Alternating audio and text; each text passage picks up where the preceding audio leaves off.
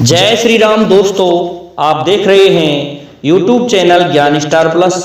तो दोस्तों, आज हमने कमेंट चुना है श्रीमान ओम प्रकाश सिंह जी का, और ये लिखते हैं कि वे 5 नर कौन हैं जो कुंवारेपन में हमेशा बच्चे रहते हैं। और दूसरा प्रश्न है इनका इसी में कि जो 5 जातियां कौन सी हैं जिनका इतिहास में नाम है। तो दोस्तों, बहुत सुंदर कमेंट श्रीमान ओम प्रकाश सिंह जी का, और इन्होंने अपना प्रश्न बड़ा अनूठा पूछा है, तो इसका उत्तर देते हैं हम, आपको कोशिश करते हैं। दोस्तों, आप सभी ने नाम सुना होगा सनक सनंदन संत कुमार जी का।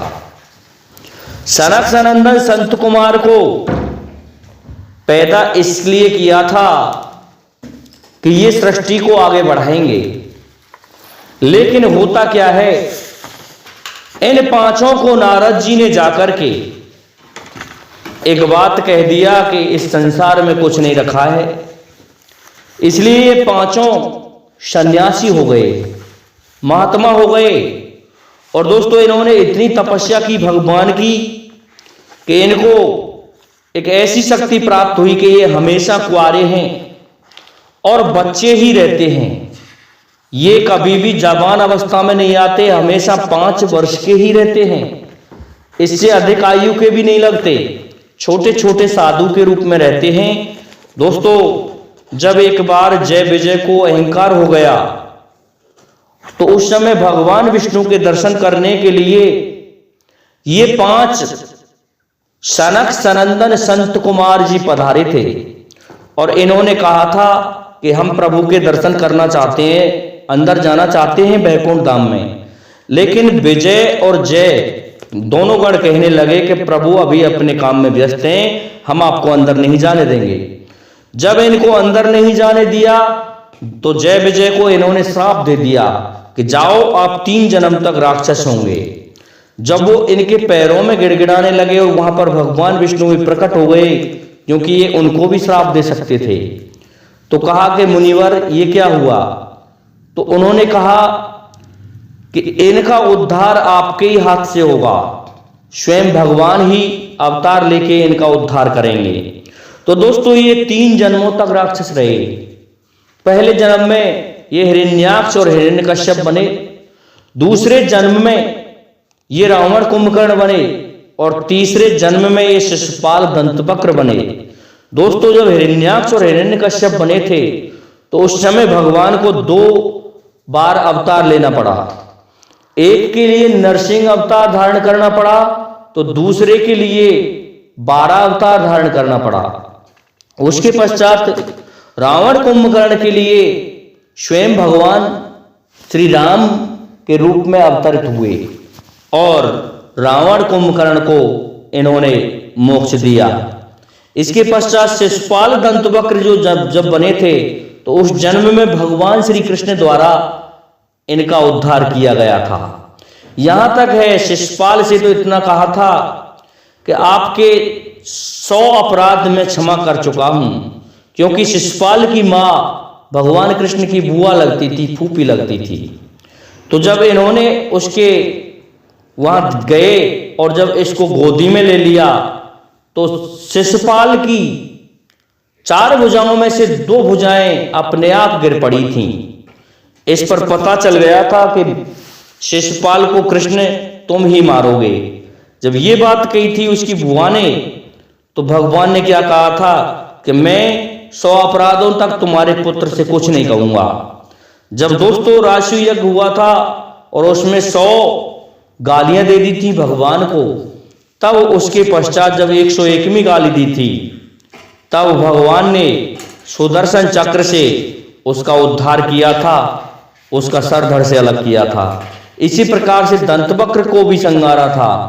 तो दोस्तों, ये रहा प्रश्न पहला श्रीमान ओम प्रकाश सिंह जी का। अब आते हैं इनके दूसरे प्रश्न पे।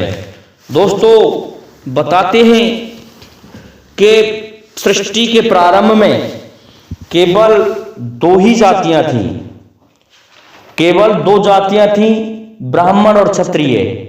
लेकिन उसके पश्चात एक बार वशिष्ठ जी ने यज्ञ करवाया था, तो उससे 5 जातियां उत्पन्न हुई थीं, जिनमें बताते हैं कि राजपूत कौम जो पैदा हुई वह उसी हवन कुंड से पैदा हुए थे, जिनमें चौहान आदि आते हैं। इसके पश्चात दूसरी जाति गुर्जर जाति है। गुर्जर जाति भी दोस्तों उसी हवन कुंड से पैदा हुई बताई जाती है। इसके पश्चात तीसरी जाति यादवों की है। यूं तो यादवों का चंद्रवंश कहलाता है, लेकिन इनमें भी एक श्रेणी उसी हवन कुंड से उत्पन्न हुई थी। और इसके पश्चात तीसरी जाति भी उसी में से पैदा हुई थी, जो कि अन्य तरह की जातियां हैं, लोधी राजपूत वगैरह। इसके बाद में 5वीं जाति भी एक पैदा हुई थी, जिसे हम मीणा कहते हैं। यूं तो मीणा का जन्म मत्स्य अवतार से बताया जाता है, लेकिन एक मीणा भी पैदा हुआ था। दोस्तों मीणा का जन्म तो यहां तक बताया जाता है कि ये भगवान शिव ने एक बार समस्त आग को अपने पास में समेट लिया था। मां पार्वती और भगवान शिव में आपस में कहासुनी हो गई थी। तो जब शाम को खाना बनाने का वक्त हुआ तो पार्वती मां अग्नि देखने लगी। तो उसी समय मीणाओं ने क्या किया कि इन्होंने एक उत्पन्न किया मां पार्वती ने, और कहा कि तुम जाओ और जाकर के अग्नि लेके आओ। तो एक सरकंडे को लेकर के पीछे से भगवान शिव के से पीठ की तरफ से उस सरकंडे को जला के और उस आग को लेकर के भागे। भगवान शिव ने देखा कि तेरा दिल तो बहुत है, लेकिन तेरे पैर नहीं है। तो इस तरह से बताया जाता है कि मीणा की उत्पत्ति उस स्थान से हुई थी। इसी प्रकार से गुर्जरों की उत्पत्ति, इनमें कुछ एक गोत्र हैं जो कि हवन कुंड से ही बताई गई है। चौहान गोत्रीय राजपूतों की भी हवन कुंड से हुई है। यहां तक है ब्राह्मण भी कुछ एक हवन कुंड से उत्पन्न हुए हैं। और यहां तक है प्रजापति भी हवन कुंड से ही पैदा हुए हैं। प्रजापति जो कौम है, इनमें जो गोले प्रजापति हैं, इनको हवन के गोले से उत्पन्न बताया जाता है। जिस गोले का होम किया जाता है, हवन किया जाता है, उस गोले में से एक प्रजापति उत्पन्न हुआ था। उस प्रजापति ने ही ये जो क्रियाएं होती हैं चलाई थी। उसके लिए ही भगवान शिव ने अपना सुदर्शन चक्र दिया था। इसलिए भगवान शिव ने सुदर्शन चक्र रखना बंद कर दिया और अपना सुदर्शन चक्र प्रजापति को दे दिया। और दोस्तों कहते हैं किसी ने अपना सटका दिया तो किसी ने अपना जनेऊ दिया। इस प्रकार से उस प्रजापति को यज्ञ के कलश के लिए तैयार किया था। आने वाले समय में उसी प्रजापति ने यज्ञ के कलश बनाए थे। तो इन प्रजापतियों में जो गोले प्रजापति होते हैं वो हवन कुंड से पैदा हुए हैं। इस तरह से ये 5 जातियां हैं जिनका इतिहास है। अब चलते हैं 5 जातियों का ऋग्वेद में इतिहास किस किस जाति का है। तो ऋग्वेद में चलते हैं तो दोस्तों 5 जातियां उस जगह पर भी मिलती हैं। उनमें राजपूत, गुर्जर, ब्राह्मण, प्रजापति और दोस्तों 5वीं कास्ट उसमें शूद्र जो जाति है उसी का भी वर्णन मिलता है। इस प्रकार से ये 5 जातियों का वर्णन हमें ऋग्वेद में भी मिलता है। तो मैं समझता हूं श्रीमान ओम प्रकाश सिंह जी आप हमारे उत्तर से संतुष्ट हो गए होंगे।